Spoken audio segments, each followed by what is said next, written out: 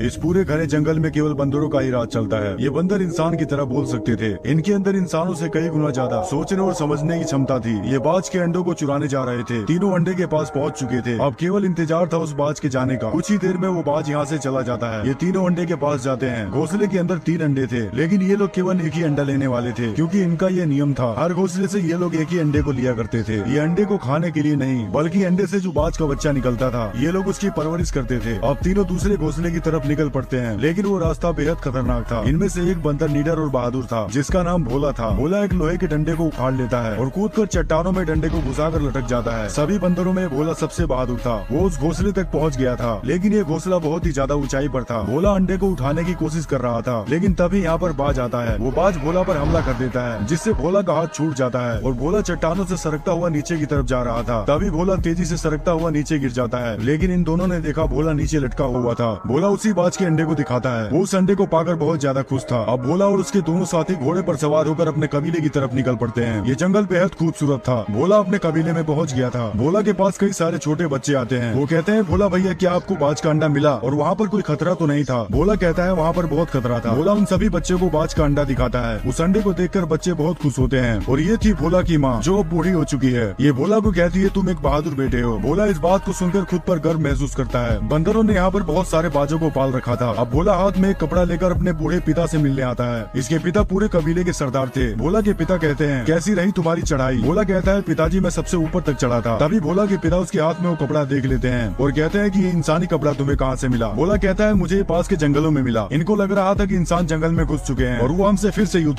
अब भोला के पिता कहते हैं, उस जगह का पता लगाओ जहाँ पर तुम्हें इंसानी कपड़ा मिला है। और बंदरों में सबसे ताकतवर ये बंदर था। सभी बंदर इससे बहुत ज्यादा डरते थे। अब वो ताकतवर बंदर कुछ बंदरों के साथ निकल पड़ता है उसी जगह पर जहाँ पर भोला को इंसानी कपड़ा मिला था। और रात के समय भोला को कोई आवाज सुनाई देती है। भोला उस आवाज की तरफ जाता है। भोला ने देखा एक लड़की छुप कर बैठी हुई थी। वो लड़की भोला को धक्का मारकर यहाँ से भाग जाती है। भोला उसे नहीं पकड़ पाया था, लेकिन तभी इसने देखा बाज का अंडा टूट चुका था। भोला बहुत ज्यादा डर जाता है, क्योंकि कल सभी बंदरों का समारोह था और उस समारोह में उस अंडे को पेश करना था। लेकिन भोला कहता है, समारोह से पहले मैं अंडा पेश कर दूंगा। और उसी रात भोला बाज के अंडे को चुराने निकल पड़ता है। लेकिन आगे चलकर भोला को किसी के चिल्लाने की आवाज सुनाई देती है। भोला वहाँ पर जाकर देखता है। उसने देखा कि इसके वही बंदर मर चुके थे, जो ताकतवर बंदर के साथ इंसानों को ढूंढने गए थे। तभी भोला के पीछे वही ताकतवर बंदर आता है। इस बंदर को भी उन्होंने मार दिया था। ये भोला को यहाँ से भागने के लिए कहता है। भोला ये सब देखकर बहुत ज्यादा डर जाता है, क्योंकि इसके कबीले पर बहुत बड़ी मुसीबत आने वाली थी। तभी सामने से कोई भोला की तरफ आ रहा था। भोला उनके आने से पहले झाड़ियों में छुप जाता है। ये भी एक बंदर थे, लेकिन इनके अंदर कोई भी रहम नाम की चीज, इनके अंदर दया नाम की कोई चीज नहीं थी। भोला उनको छुपकर देख रहा था। ये सभी बंदर उसी लड़की को ढूंढ रहे थे। बंदर यहाँ से जाने ही वाले थे, लेकिन तभी वो भोला के घोड़े को देख लेते हैं और उसे करंट का झटका देते हैं। घोड़ा अपने